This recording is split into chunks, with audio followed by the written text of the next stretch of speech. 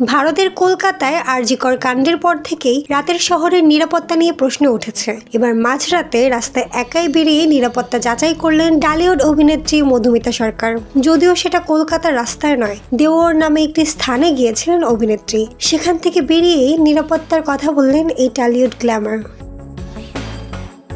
এর আগে আরজিকর কাণ্ডের আবহে স্বাধীনতা দিবসের পোস্ট করে নেটপাড়ায় কটাক্ষের শিকার হয়েছিলেন মধুমিতা সরকার। তবে মধুমিতা নিজের মতো করেই প্রতিবাদ চালিয়ে গেছেন।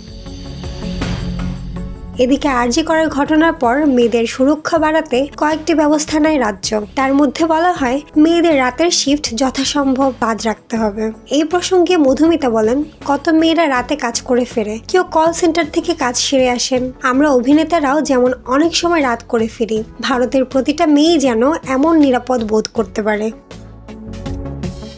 মাহমুদ আঞ্জুম বৃষ্টি, নেক্সট রিপোর্ট, কথা কম।